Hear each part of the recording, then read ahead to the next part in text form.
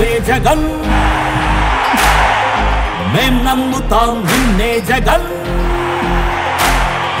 మా నమ్మకం నువ్వే జగన్ మేం నమ్ముతాం నిన్నే జగన్ నువ్వే జగన్ నువ్వే జగన్ మా నమ్మకం నువ్వే జగన్ నిన్నే జగన్ నిన్నే జగన్ మేం నమ్ముతాం నిన్నే జగన్ నిన్నే జగన్ నిన్నే జగన్ మేం నమ్ముతాం నిన్నే జగన్ నిన్నే జగన్ నిన్నే జగన్ మేం నమ్ముతాం నిన్నే జగన్ ఏ నాటికి నమ్మాటికి నమ్ముకుంది నిన్నొకడిని మాత్రమే.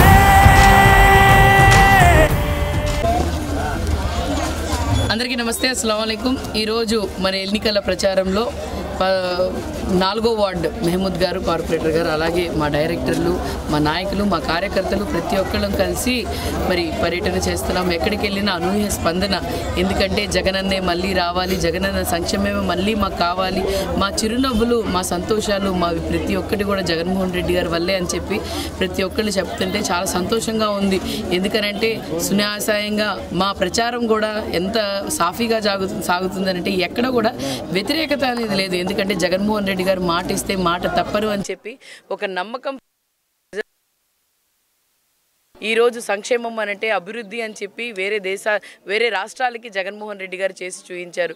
ఏదో పేపర్లు పట్టుకొనో స్లిప్పులు పట్టుకొనో మాట్లాడేది కాదు జగన్మోహన్ రెడ్డి గారు. అంటే ఆయన నిర్మయంగా ఆయన మైండ్లో ఫిక్స్ చేసుకొని ప్రతి విషయం కూడా ప్రతి ఒక్కటి కూడా సంక్షేమం కానీ అభివృద్ధి కానీ ఏ విధంగా ఉండాలి, ఏ విధంగా గత 5 సంవత్సరాలు మళ్ళీ వచ్చే 5 సంవత్సరాలు ఏ విధంగా ఉంటుంది అని చెప్పి స్పష్టంగా మేనిఫెస్టోని వివరణంగా చెప్పడం జరిగింది. మేనిఫెస్టో అనంటే ఒక బైబుల్, భగవద్గీత, అలాగే ఖురాన్ అనుకున్న జగన్మోహన్ రెడ్డి గారు ఈరోజు ప్రతి ఒక్క కుటుంబానికి నేను ఉన్నాను అని చెప్పి ఒక భరోసా ఇవ్వడం జరిగింది.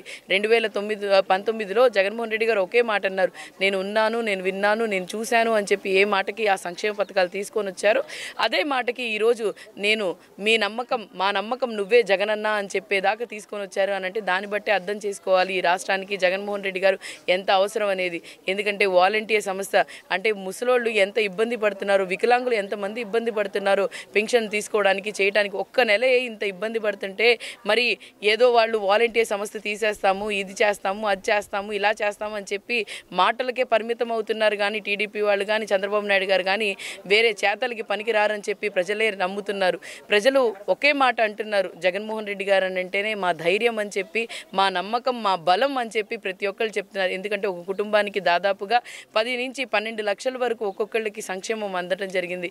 ఇళ్ల పట్టా కానీ, చేయూత కానీ, చేదోడు, అమ్మఒడి, ఆసరా, అలాగే పెన్షను, లేకపోతే ఈబీసీ నేస్తం, కాపు నేస్తం, వాహన మిత్ర, ఇవన్నీ ఎన్నో పథకాలు ప్రతి ఒక్క సామాజిక వర్గానికి అంటే కులం చూడకుండా, మతం చూడకుండా, ప్రాంతం చూడకుండా, అలాగే పార్టీ చూడకుండా జగన్మోహన్ రెడ్డి గారు సంక్షేమ పథకాలు ఇవ్వడం జరిగింది. వేరే పార్టీ వాళ్ళు ఈరోజు మరి వైఎస్ఆర్సీపీ పార్టీకి ఎందుకు వస్తున్నారనంటే సంక్షేమం జగన్మోహన్ రెడ్డి గారితోనే సాధ్యం అని చెప్పి ప్రతి ఒక్కళ్ళు కూడా చెప్పడం జరుగుతుంది. వాళ్ళు కూడా నమ్మడం జరుగుతుంది. వాళ్ళ కుటుంబానికి కూడా మంచి జరిగింది కాబట్టి ఈరోజు ఎంతోమంది వైఎస్ఆర్సీపీ పార్టీలో చేరుతున్నారు. అలాగే గుంటూరు తూర్పులో మరి ఎన్నో అభివృద్ధి కార్యక్రమాలు చేశారు ముస్తఫా గారు. నిరంతరంగా ప్రజలకు అందుబాటులో ఉన్నారు. ఆయన సొంత నిధులతో ఎన్నో సేవా కార్యక్రమాలు చేశారు. ఇప్పుడు దాకా గుంటూరు తూర్పులో ఏ రాజకీయ నాయకుడు కానీ ఎవ్వరు జనాల్ని ఆయన సొంత నిధులతో ఎప్పుడు కూడా మరి ప్రజలకి ఇది చేయలేదు. కానీ ముస్తఫా గారు నిరంతరం మంచినీళ్లు కానీ, లేకపోతే చెట్లు పెంచడం కానీ, లేకపోతే గోధుమ పిండి ఇవ్వడం కానీ, లేకపోతే పెళ్ళిళ్ళు అన్నా ఏదన్నా కూడా మరి ఆయన బియ్య బస్తాలు ఇవ్వడం కానీ, లేకపోతే ఏదో విధంగా హాస్పిటల్ కానీ ఏదైనా కూడా నేను ఉన్నాను అని చెప్పి ప్రజలకి భరోసా ఇచ్చి నిరంతరం ప్రజల్లో ఉన్నారు. మరి నిన్న రాత్రి చంద్రబాబు నాయుడు గారు వచ్చి 8,000 గజాలని చెప్తున్నారు. అన్న మీరు వచ్చి చూపించండి అన్న, గతంలో కూడా ఇదే మాట అన్నారు, 10 సంవత్సరాల కింద ఇదే మాట అన్నారు, ఈరోజు కూడా ఇదే మాట అంటున్నారు. ఇన్నర్ రింగ్ రోడ్లో 32 ఎకరాలని చెప్పారు. 1 ఎకరం మాకు ఇచ్చి మిగతా 31 ఎకరం మీరే పెట్టుకోండి, మేము రాసిస్తాం అక్కడ ఉంటే మీకు. అలాగే ఏ విషయమైనా కూడా మీకు తెలియకుండా మీ పక్కన వాళ్ళు ఏమో స్క్రిప్ట్ రాసివ్వటం, మీరు చదవటం. అసలు 14 సంవత్సరాలు మీరు సీఎంగా ఉన్నారంటే నిజంగానే సిగ్గుచేటుగా ఉంది. 40 సంవత్సరాల ఇండస్ట్రీ అని అంటేనే నిజంగానే మీరు ఒక్కసారి మీ 40 సంవత్సరాల ఇండస్ట్రీని ఒక్కసారి వెనక్కి తిరిగి చూసుకోండి అన్న. ఎక్కడైనా మీరు కూడా ప్రజలకి మంచి చేశారా అనే ఒక ఆలోచన మీరు చేయండి. ఎందుకంటే గుంటూరు తూర్పులో మీరు చెప్తున్న మాటలు ఎవరు నమ్మే పరిస్థితుల్లో లేరు. గతంలో మీరు చేయలేకపోయారు, ఇప్పుడు చేస్తారని చెప్తే ఎవ్వరు నమ్మరు. ఎక్కువ శాతంగా మైనారిటీలకు వరాలు జల్లారు కానీ ఏ వరం కూడా ఒక మైనారిటీకి కూడా చెందలేదన్న. ఎందుకనంటే గతంలో మీరు ఇచ్చిన వరాలు మీ జేబుల్లో ఉన్నాయి తప్ప ప్రజల జేబుల్లో వెళ్ళలేదు. కానీ జగన్మోహన్ రెడ్డి గారు నవరత్నాలు అని చెప్పి ప్రతి దాంట్లో ఎస్సీ, ఎస్టీ, బీసీ, మైనారిటీ మైనారిటీలకి ప్రతి సంక్షేమ పథకాల్లో కూడా మరి ఈరోజు మేము ఉండటం జరిగింది. దాదాపుగా 33,000 ఇళ్ల పట్టాలు ఇవ్వడం జరిగింది. దాంట్లో కూడా మైనారిటీలు ఉన్నారు. మీరు ఇవన్నీ చూసుకుంటే మైనారిటీల జగన్మోహన్ రెడ్డి గారు ఎంత మంచి ప్రాధాన్యత ఇచ్చారు. ఈరోజు 7గురికి మరి మైనారిటీ సీట్లు ఇవ్వడం జరిగింది. అలాగే మీరు చూసుకుంటే ఒక మహిళ అయిన నాకు జగన్మోహన్ రెడ్డి గారు అవకాశం ఇవ్వడం జరిగింది. ఒక ఎంపీ రాజ్యసభ ఇస్తానని చెప్పి మాట ఇవ్వడం జరిగింది హఫీజ్ ఖాన్ అన్నకి.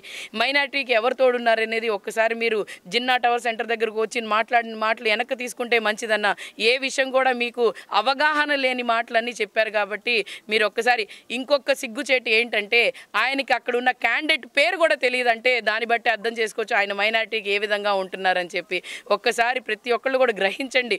జగన్మోహన్ రెడ్డి గారు అంటే ఒక సైన్యం రెడీ చేసుకున్నారు. ఏ విధంగానంటే సంక్షేమం తీసుకోవడానికి ఒక సైన్యం ఉంది, అలాగే మేము ఉన్నాము అని చెప్పి ఒక భరోసా ఇవ్వడానికి ఒక సైన్యం ఉంది.